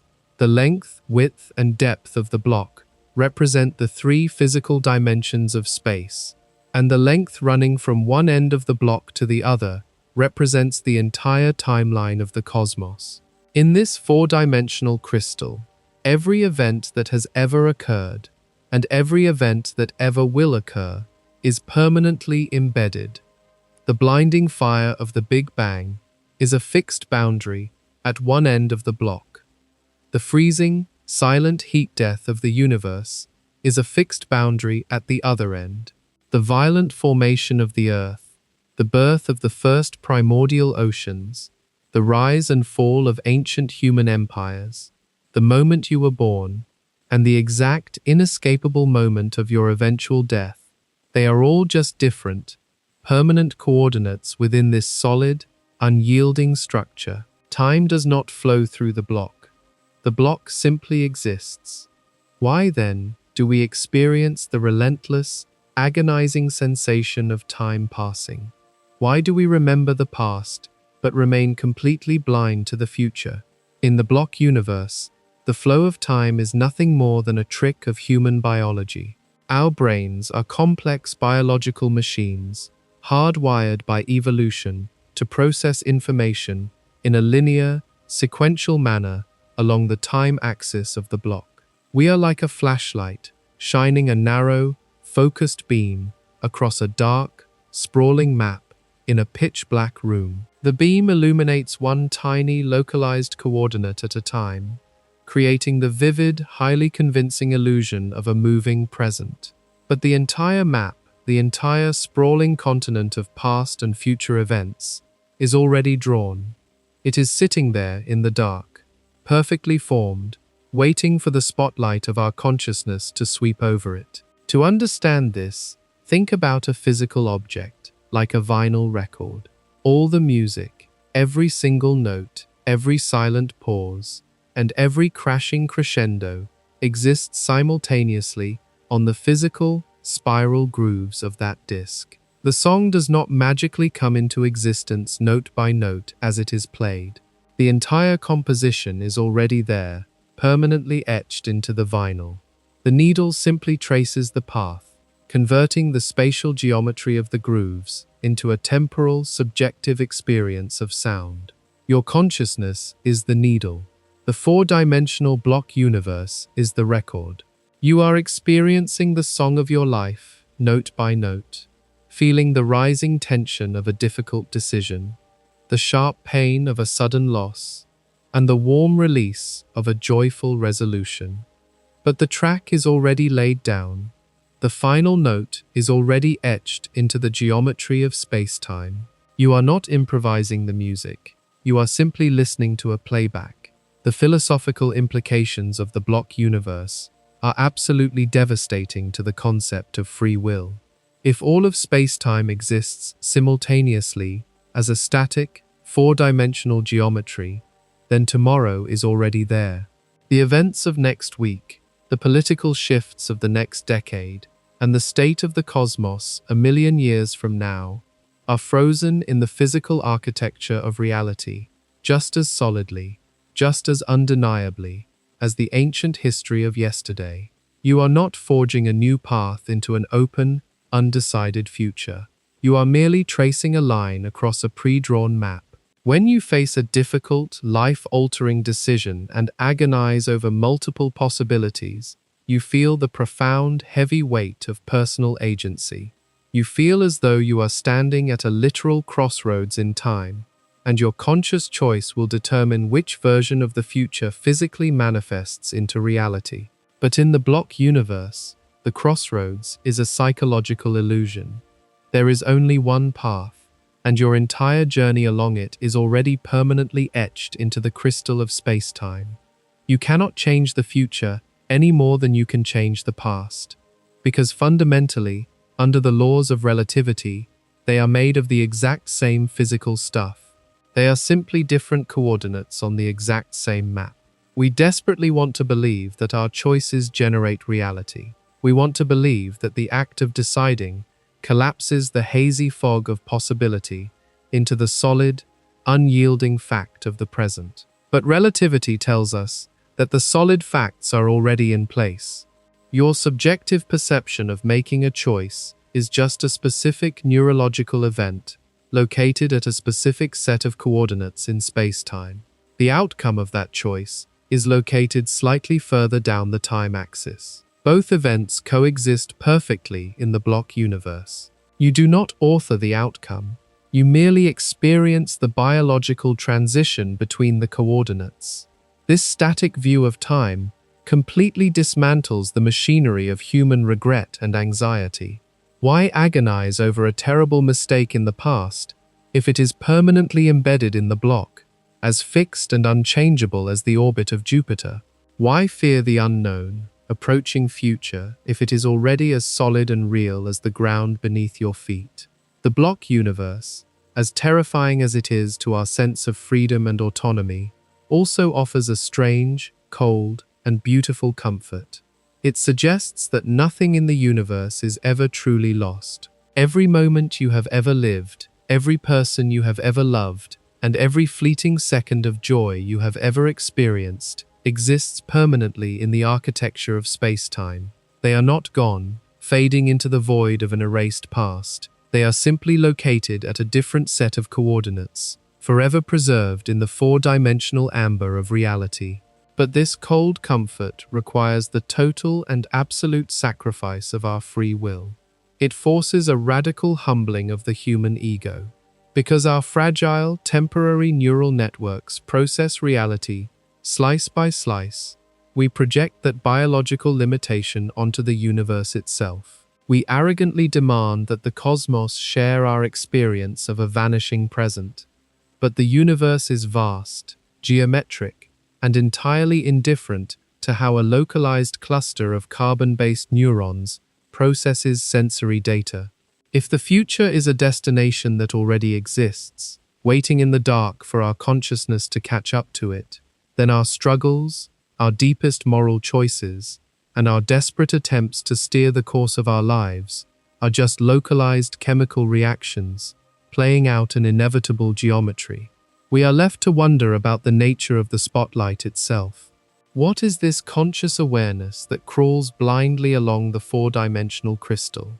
If the universe is a static, frozen block, why does it feel so undeniably, fiercely alive? The geometry of reality may be fixed, completely stripping us of the ability to author our own fate. But the biological experience of that geometry remains passionately, overwhelmingly chaotic. As we trace our pre-drawn lines across the dark map of eternity, we must confront the final, unsettling truth. We are not the authors writing the story of existence. We are simply the characters, reading a script that was finalized at the very genesis of space and time. We have looked to the distant, burning stars and the ancient light of quasars. We have pondered the violent genesis of the Big Bang, the geometric fabric of space-time, and the chaotic, boiling storm of the quantum vacuum. In that vast, sprawling theater of physics, we have found a universe that is either rigidly deterministic or fundamentally random, neither of which leaves any room for human agency. But there is a natural, almost involuntary psychological defense mechanism we all employ when faced with the crushing, indifferent scale of astrophysics. We retreat inward. We build a high, impenetrable wall around our own subjective experience. We tell ourselves that no matter what the distant galaxies are doing, no matter how the equations of relativity bind the outer cosmos, the intimate, quiet space inside our own minds belongs exclusively to us. The conscious self feels like a protected sanctuary, a place where the laws of physics give way to the sovereignty of the human will. But this sanctuary is the final, and perhaps the greatest, illusion. To drive the absolute final nail into the coffin of free will, we do not need to look at the edge of the observable universe, or rely on the theoretical paradoxes of space-time. We only need to look at the wet, electric machinery pulsing quietly inside your own head. Theoretical physics deals with the abstract. It deals with mathematics that describe events billions of light-years away, or fractions of a nanometer across. Because it is so far removed from the tangible reality of our daily lives, it is incredibly easy to dismiss its philosophical implications as mere academic exercises. But hard neuroscience offers no such comfort, and it permits no such escape. It does not deal in theoretical geometries or abstract waves of probability. It deals in blood flow, oxygen consumption, and the measurable, raw voltage of firing neurons. It maps the biological hardware of the human soul.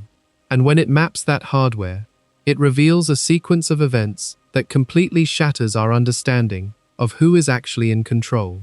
In the early 1980s, A neurophysiologist named Benjamin Libet devised an experiment of elegant, brutal simplicity. He was not setting out to solve the deepest philosophical mysteries of human existence.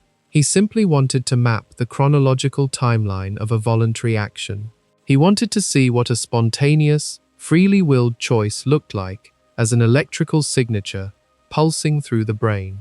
He brought subjects into a quiet laboratory and placed a web of sensitive electrodes across their scalps to measure the gross electrical activity of their cerebral cortex. He seated them in front of an oscilloscope, displaying a single, glowing green dot, moving rapidly in a circle, much like the second hand of a clock running at high speed. The instructions given to the subjects were profoundly simple. They were told to relax, clear their minds, and wait for the spontaneous urge to move their wrist. They were explicitly instructed not to plan the movement in advance, not to count down from 10, and not to establish any kind of internal rhythm. They were simply to let the desire rise naturally from the silent void of the mind, and the exact moment they felt that undeniable urge, they were to act on it and flick their wrist. Finally, they were asked to note the exact position of the green dot on the clock face. At the precise millisecond they became consciously aware of the intention to move. Think about what this specific task demands of the human subject. It isolates the absolute purest distillation of human agency. There is no external coercion. There is no reflex triggered by a sudden noise or a flash of light. There is only the silent, internal landscape of the mind, and the sudden, blooming spark of an intention. To the subject sitting in that laboratory, the timeline of events felt incredibly obvious, aligning perfectly with our universal human intuition. First, the conscious self decides to act. Second, the brain translates that conscious decision into a biological command. Third, the electrical signal travels down the spinal cord, and the muscle contracts. It is a linear, perfectly logical sequence where consciousness sits firmly at the origin point. The conscious mind is the prime mover, the uncaused cause, the sovereign author of the action. But when Libet looked at the data streaming from the electrodes, the linear, logical sequence completely collapsed. The electrical signatures recorded by the machines did not align with the subjective experience reported by the human beings. Every single time a subject moved their wrist, the electrodes picked up a distinct rising wave of electrical activity in the motor cortex. This buildup of neurological voltage is known as the readiness potential. It is the physical brain spinning up its engines, allocating resources, and preparing to execute a physical movement. The terrifying anomaly lay entirely in the timing. The readiness potential did not begin after the subject consciously decided to move. It did not even begin at the exact same time. The readiness potential began hundreds of milliseconds before the subject reported feeling the conscious urge to act. The brain was initiating the action in the dark, entirely outside of conscious awareness. By the time the subject felt the spontaneous, supposedly freely willed desire to flick their wrist, the neurological machinery had already been running for a substantial fraction of a second. The decision had already been made by the unconscious, physical wetware of the brain. The conscious mind was simply the last system to be informed. A few hundred milliseconds might not sound like a devastating blow to the concept of human autonomy. One could argue it is merely a slight delay in the neurological reporting system, a tiny margin of error in a primitive, 20th century experiment. But the march of technology is relentless, and as our instruments grew sharper, the gap between the brain's decision and the mind's awareness did not shrink. It expanded to a terrifying existential degree. In the early 2000s, modern neuroscientists updated Libet's groundbreaking work using functional magnetic resonance imaging, a technology capable of peering deep into the living architecture of the brain. Instead of merely measuring gross electrical voltage on the scalp, fMRI tracks the microscopic flow of oxygenated blood to highly specific, localized neural networks. Researchers placed subjects inside the massive, cold, humming magnets of the scanner and gave them a simple choice: press a button in their left hand or press a button in their right hand. Again, they were told to let the urge come spontaneously and to note the exact moment they made their conscious decision. The results of these modern studies are absolute and chilling. The researchers did not just see a generalized electrical buildup a fraction of a second early. By monitoring the complex, shifting patterns of activity in the frontopolar cortex, the executive control center located at the very front of the brain, the scientists could accurately predict which button the subject was going to press, left or right, with a high degree of statistical certainty, and they could make this prediction up to 10 full seconds before the subject was consciously aware of making a choice. 10 seconds. In the high-speed realm of neurological processing, 10 seconds is an eternity. It is an incomprehensible ocean of time. Imagine sitting in a cold, brightly lit laboratory, confined within the claustrophobic tube of a magnetic scanner. You feel completely present, completely alert, and completely in control. You look at the button in your left hand, and you look at the button in your right hand. You weigh the meaningless options. You feel the quiet, internal deliberation, the subtle shifting of your own intent. You wait for the spark of spontaneous desire. And yet, for 10 full seconds while you sit there agonizing over your autonomy, the scientists sitting in the control room next door, looking at a glowing monitor, already know exactly what you are going to do. The physical configuration of your biological hardware has already settled into a deterministic cascade. The chain of dominoes has already been pushed over in the dark. You simply have not felt the impact yet. This forces us to completely re-evaluate the fundamental architecture of human consciousness. If the unconscious physical brain does all the calculations, weighs the biological probabilities, and initiates the motor commands long before we are ever aware of it, then what exactly is the conscious self doing? Why does the feeling of free will feel so undeniably, fiercely real?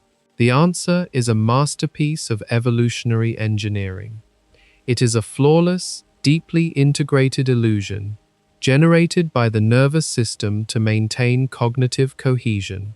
The physical brain makes the decision in the total, silent darkness of the subconscious neural network.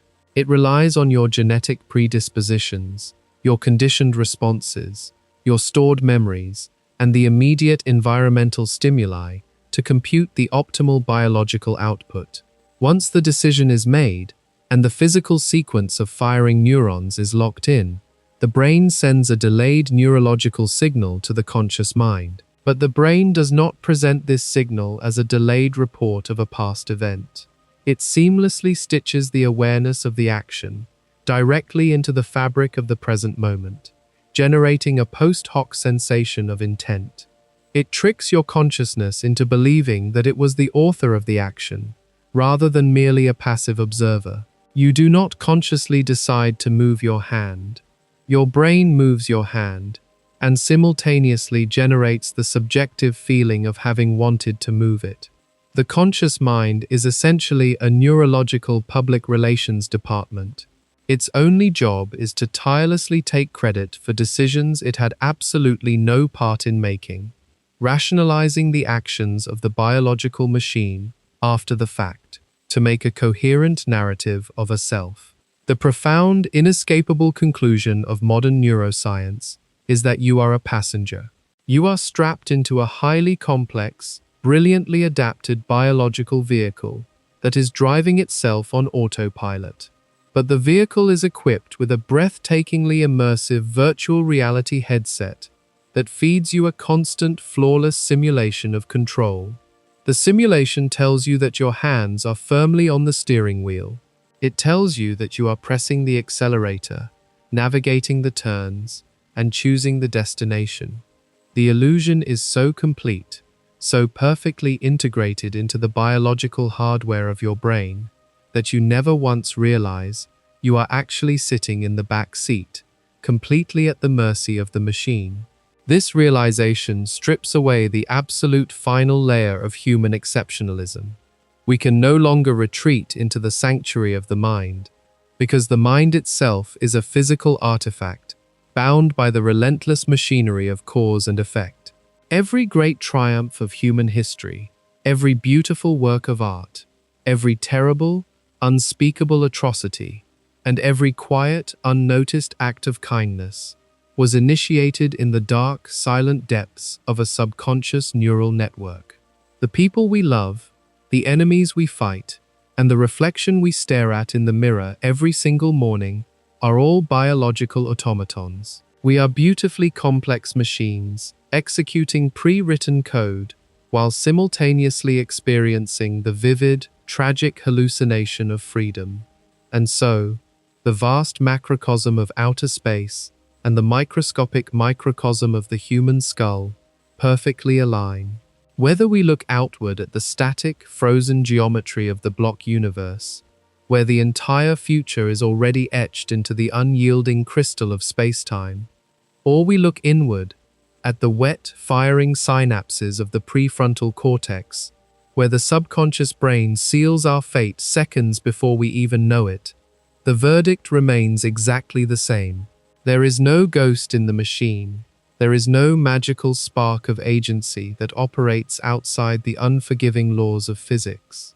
Consciousness is not a force that acts upon the universe. It is merely an experience generated by the universe. We are localized clusters of ancient stardust, structured by billions of years of blind evolution, acting out a script that was finalized at the dawn of time, completely unaware that we are just sitting in the dark, watching the movie of our own lives. We have reached the very edge of the existential abyss.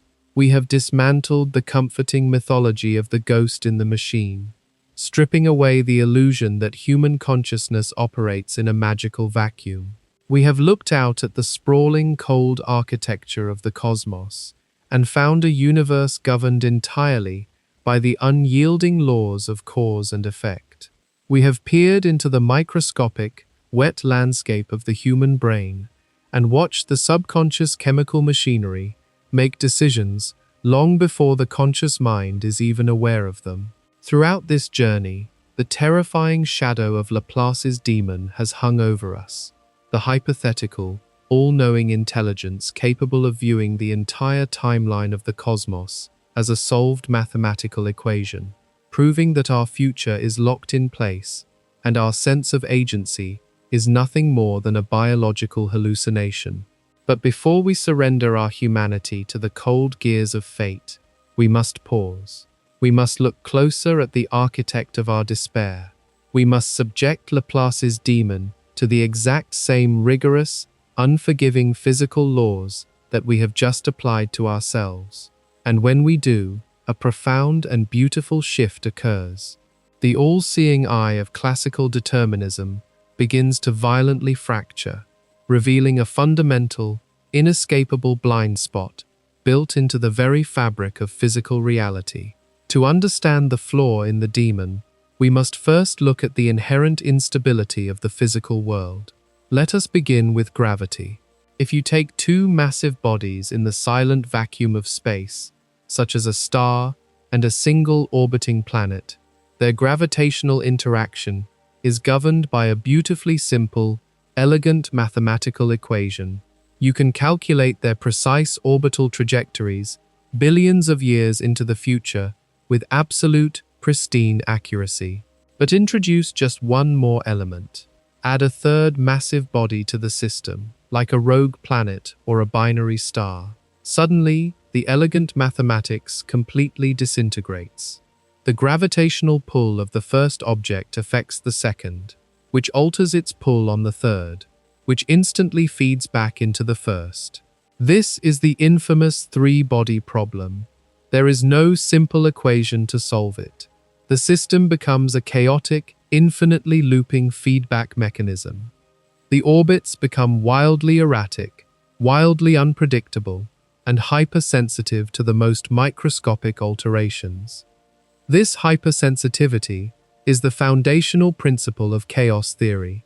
In a truly chaotic system, the concept of a minor margin of error simply does not exist. If Laplace's demon attempts to measure the initial conditions of a physical system, and its measurement is off by the width of a single proton, that microscopic discrepancy will amplify at an exponential rate. Within a terrifyingly short amount of time, the demon's mathematical prediction will completely and violently diverge from reality. To accurately predict the future of a chaotic universe, you do not just need a high degree of accuracy, you need infinite accuracy. You need a resolution of measurement that stretches past the subatomic realm, past the Planck length, down into an infinite string of decimal places. But physics strictly forbids infinite accuracy.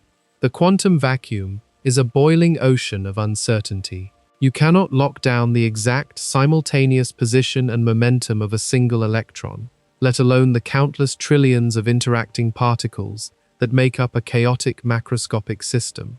The fundamental fuzziness of quantum mechanics guarantees that the perfect, crystal-clear snapshot required by Laplace's demon is a physical impossibility. Yet, for the sake of argument, let us grant the demon an impossible miracle. Let us pretend it somehow bypasses quantum uncertainty and obtains a flawless, infinitely precise snapshot of the entire universe. Even with this impossible knowledge, the demon still cannot calculate the future. It immediately crashes into a massive, impenetrable physical barrier regarding the true nature of information. We often treat information as an abstract, ethereal concept, much like our ancestors treated the human soul. We think of data as something that exists outside of physical reality. But information is physical. It requires matter and energy to exist. A bit of data must be physically encoded into the fabric of the universe. It must be written into the spin of an electron, the polarization of a photon, or the voltage across a microscopic silicon transistor. Computation is not a magical process happening in a detached spiritual realm. Computation is a physical event happening inside the universe, bound entirely by the laws of thermodynamics, entropy, and the speed of light. Because computation is physical, it has strict mathematical limits. If Laplace's demon wants to simulate the entire universe down to the exact trajectory of the last atom, what kind of machine would it use? It would need a computer with enough physical memory to store the exact quantum state of every single particle in existence. It would need processors capable of calculating every single chaotic interaction in real time. But the physical memory required to perfectly store the data of a single atom naturally requires more than one atom to build. Therefore, to simulate the entire universe with perfect fidelity, the demon would have to build a computer significantly larger, heavier, and more complex than the universe itself. This brings us to the deepest, most fatal paradox lurking in the shadows of theoretical physics. Laplace's demon cannot exist outside the universe, because there is no physical outside. The universe, by definition, is all that is. The demon and its massive computer must exist within the physical boundaries of the cosmos. This means the demon is a physical part of the universe it is attempting to simulate. To perfectly predict the future, the demon's computer must simulate the entire cosmos. That means it must simulate itself. It must simulate the physical computer hardware, the flow of energy through its processors, and the exact simulation it is currently running. This creates an infinite, impossible loop of self-reference. In the mid-20th century, brilliant mathematicians like Alan Turing and Kurt Gödel proved that these kinds of self-referential systems are inherently trapped by their own logic. The halting problem mathematically dictates that a computational system cannot fully predict its own future state. No intelligence, no machine, and no equation can outcalculate the universe from within the universe. What this profoundly implies is that the universe is its own fastest simulator. The only possible way to find out what the cosmos is going to do next is to let it physically run. It is physically impossible to compute your next thought before you actually think it. Your brain is a chaotic, vastly complex network of 86 billion neurons.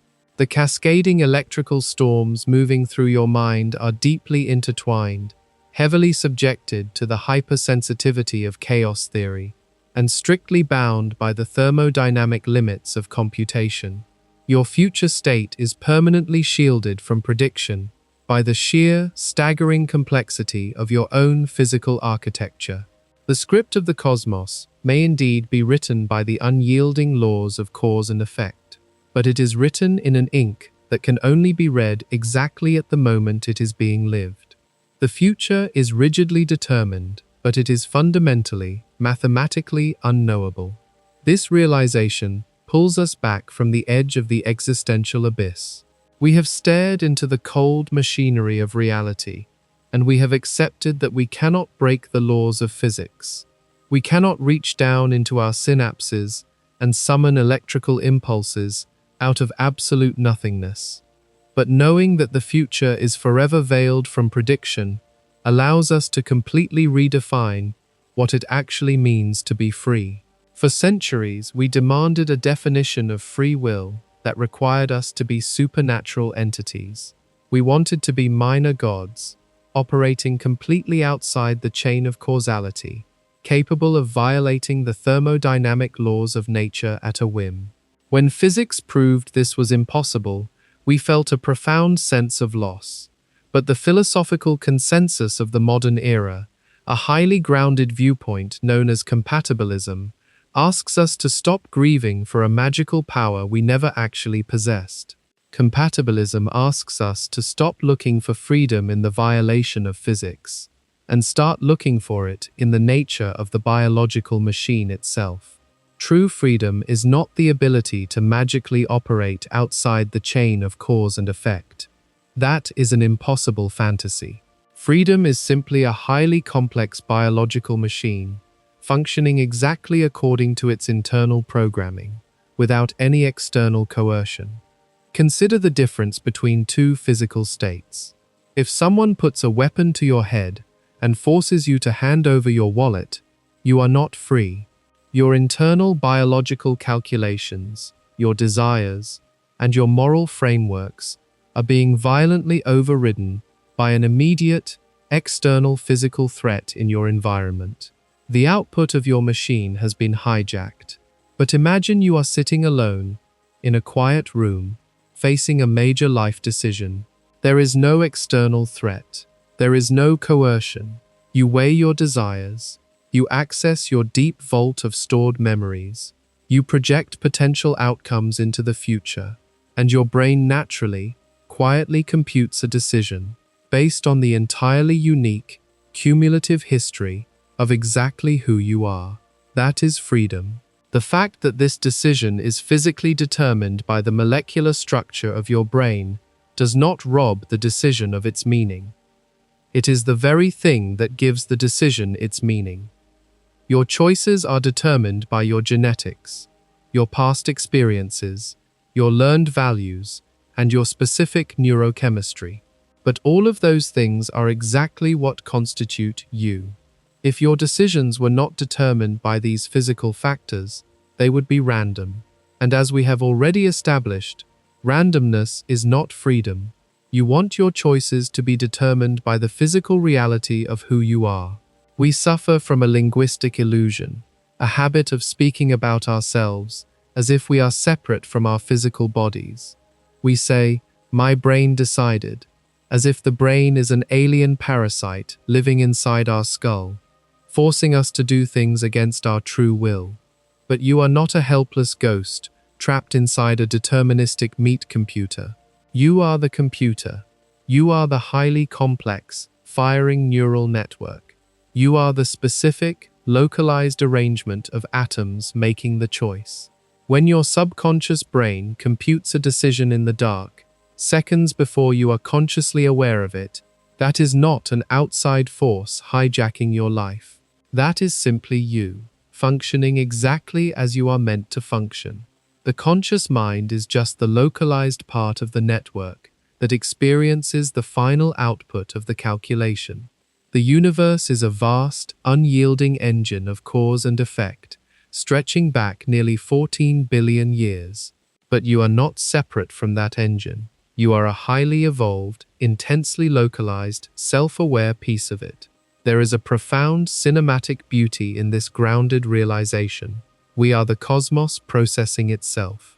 For billions of years, the universe was entirely blind, cold, and unconscious.